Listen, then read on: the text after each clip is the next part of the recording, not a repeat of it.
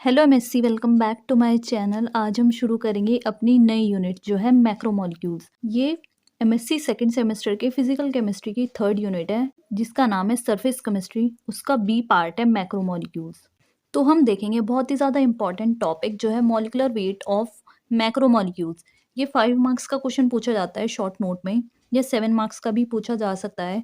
ये 2-3 बार एग्जाम में पूछा गया है। ये बहुत ज़्यादा मोस्ट इंपॉर्टेंट है, तो मैं आपको ज़्यादातर मोस्ट इंपॉर्टेंट ही क्वेश्चन कराती हूँ। तो आज हम उसी को देखेंगे। अगर आप नए हैं तो मेरे चैनल को सब्सक्राइब कर लें और बेल आइकन को प्रेस कर लें, जिससे कि आपको सारी पढ़ाई की लेटेस्ट वीडियोस मिलती रहें। और अगर आपको वीडियोस अच्छी लगती है तो प्लीज़ उसको लाइक और शेयर करना ना भूलें। तो चलो शुरू करते हैं अपना आज का लेक्चर जो है molecular weight of macromolecules. The molecular weight of a single macromolecules will be equal to molecular weight of repeat unit multiplied by degree of polymerisation. जो मॉलिकुलर वेट होगा सिंगल मैक्रोमोलिक्यूल का वो इक्वल होता है repeat unit के molecular weight से, जिसको हम मल्टीप्लाई करते हैं डिग्री ऑफ पॉलीमराइजेशन से। जो मॉलिकुलर वेट होता है सिंगल मैक्रोमोलिक्यूल का वो इक्वल होता है रिपीटेड यूनिट के मॉलिकुलर वेट से, जब हम उसको मल्टीप्लाई करते हैं डिग्री ऑफ पॉलीमराइजेशन से। But a macromolecular substance may not contain the macromolecules of same size and same length, hence macromolecules will have different molecular weight. But जो macromolecular substance होता है उसके पास सेम साइज और same length का macromolecule नहीं होता, इसलिए जो मैक्रोमोलिक्यूल्स होते हैं उसके डिफरेंट मॉलिकुलर वेट होते हैं। Macromolecules therefore can not be assigned definite molecular weights, इसलिए जो मैक्रोमोलिक्यूल्स होते हैं वो असाइन नहीं कर सकते डेफिनेट मॉलिकुलर वेट को। कोई भी डेफिनेट मॉलिकुलर वेट को असाइन नहीं कर सकते मैक्रोमोलिक्यूल्स, क्योंकि उनके पास डिफरेंट मॉलिकुलर वेट होते हैं। Hence we take average molecular weight for such macromolecular substance. Hence we take average molecular weight for such macromolecular substance. इसलिए हम एवरेज मॉलिकुलर वेट लेते हैं ऐसे ही मैक्रोमोलिकुलर सब्सटेंस के लिए। ये है इसका पैराग्राफ जो है introduction molecular weights of macromolecules के अंदर। मैं आपको इसको शॉर्ट में समझा देती हूँ। ये कह रहा है अगर सिंगल मैक्रोमोलिक्यूल देखें हम, तो सिंगल मैक्रोमोलिक्यूल का मॉलिकुलर वेट जो होता है वो इक्वल होता है रिपीटेड यूनिट मॉलिकुलर वेट के, जब हम उसको मल्टीप्लाई करते हैं डिग्री ऑफ पॉलीमराइजेशन से। बट जो मैक्रोमोलिकुलर सब्सटेंस होगा उसके पास सेम साइज और सेम लेंथ के मैक्रोमोलिक्यूल्स नहीं होते, इसलिए जो मैक्रोमोलिक्यूल होता है उसका डिफरेंट मॉलिकुलर वेट होता है। इसलिए जो मैक्रोमोलिक्यूल होगा हम उसका डेफिनेट मॉलिकुलर वेट असाइन नहीं कर सकते, इसलिए हम उसका एवरेज मॉलिकुलर वेट लेते हैं ऐसे ही मैक्रोमोलिकुलर सब्सटेंसेस के लिए। 2 types of average molecular weight of macromolecular substances have been defined. जो 2 तरह के एवरेज मॉलिकुलर वेट हैं मैक्रोमोलिकुलर सब्सटेंस के लिए वो ऐसे डिफाइन करे गए हैं। ये देखिए, the number average molecular weight और यह है the weight average molecular weight. ये दोनों सिंगल शॉर्ट नोट के फॉर्म में भी पूछे जाते हैं कि हमें बताना है कि नंबर एवरेज मॉलिकुलर वेट क्या होता है और वेट एवरेज मॉलिकुलर वेट क्या होता है। तो अब हम इसको 1 बाय 1 देखेंगे। ये देखिए, definition of the number average molecular wait जो है m के ऊपर बार है और सफिक्स में है n। It is equal to the weight of macromolecular substances divided by the total number of moles present. तो इसकी डेफिनेशन में ये कह रहा है कि जो नंबर एवरेज मॉलिकुलर वेट होगा उसकी डेफिनेशन ये है कि वो इक्वल होता है वेट ऑफ मैक्रोमोलिकुलर सब्सटेंसेस से, जब हम उसको डिवाइड करते हैं total number of moles present. ये है इसकी डेफिनेशन की ये इक्वल होता है number average molecular weight equal होता है वेट ऑफ मैक्रोमोलिकुलर सब्सटेंस के, और उसको हम डिवाइड करते हैं total number of moles present से। ये मैं आपको अभी फॉर्मूले के थ्रू दिखाऊंगी। Let n1 n2 n3 be the number of moles at particle of macromolecules having molecular weight m1 m2 m3 respectively। हमें लेना है n1 n2 n3 जो कि है number of moles at particle of macromolecule जिनका molecular weight है m1 m2 m3 respectively.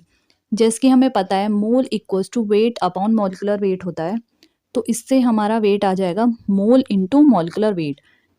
Wait यहाँ लिख दिया, mole into molecular weight multiply कर देंगे तो ये हमारा आ जाएगा weight equals to mole into molecular wait.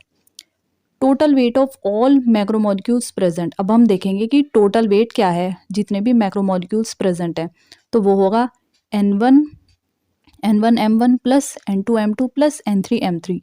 n1 है मोल मॉलिक्यूलर वेट है m1। तो हम रेस्पेक्टिवली सबका देखेंगे n1 m1, n2 m2 और n3 m3। तो फिर ये आ जाएगा नंबर एवरेज मॉलिक्यूलर वेट। इसका फॉर्मूला था total weight upon total number of moles. जैसे कि मैंने डेफिनेशन में बताया था आपको, मैक्रोमोलिक्यूलर सब्सटेंस का जो वेट होगा उसको हम डिवाइड करेंगे टोटल नंबर ऑफ मोल्स। तो ये आ जाएगा। तो ये था हमारा टोटल वेट।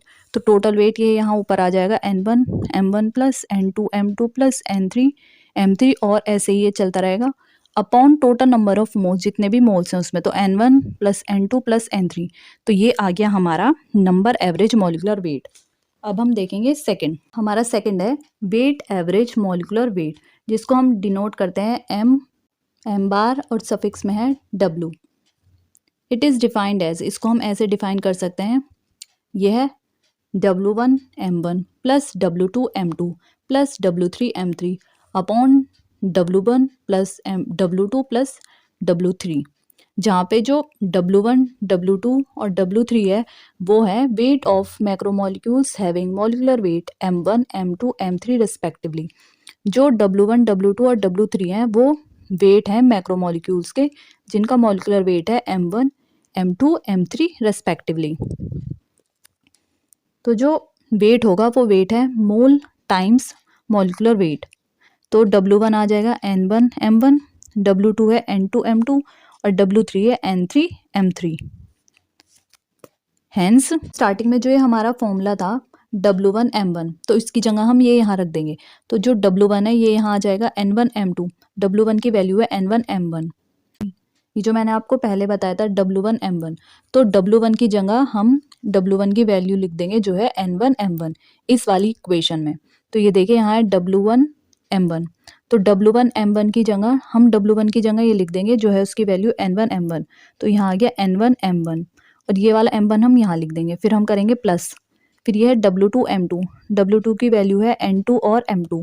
तो ये देखिए यहाँ आ गया N2 M2 और ये वाला M2 हम यहाँ पे ऐसे ही लिख देंगे। फिर प्लस है तो यहाँ पे प्लस लिख देंगे। फिर ये W3 M3, तो W3 की वैल्यू है N3 M3, तो यहाँ लिख देंगे हम N3 M3 और ये यहाँ पे आ जाएगा M3। तो ये हमने ऊपर का फिल कर दिया। फिर नीचे है W1, इसमें भी हम इन तीनों की वैल्यू यहाँ पे पुट कर देंगे जो है N1 M1 plus N2 M2 plus N3 M3। तो ये हमने यहाँ पे W1 की, W2 और W3 की वैल्यू पुट कर दी है इस वाली इक्वेशन में और ये हमारी बन गई न्यू इक्वेशन। या तो हम इसको ऐसे लिख सकते हैं या हम इसको ऐसे लिख सकते हैं, N1 यहाँ लिख दिया, ये M1 दो M1 है तो M1 square plus N2 M2 square, N3 M3 दो है तो M3 स्क्वायर और नीचे का सेम रहेगा। तो ये था हमारा वेट एवरेज मॉलिक्यूलर वेट। और हमने पहले देखा था number average molecular weight.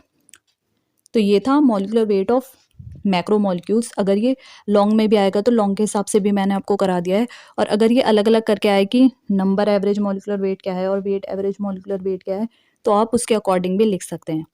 Hope ये लेक्चर आपके लिए यूज़फुल रहेगा, और MSc सेमेस्टर के ऐसी ही लेक्चर्स के लिए मेरे चैनल को सब्सक्राइब कर लें और बेल आइकन को ज़रूर प्रेस करें, जिससे कि आपको सारी पढ़ाई की लेटेस्ट वीडियोज़ मिलती रहें। और अगर आपको वीडियोज़ अच्छी लगती है तो उसको लाइक और शेयर करें।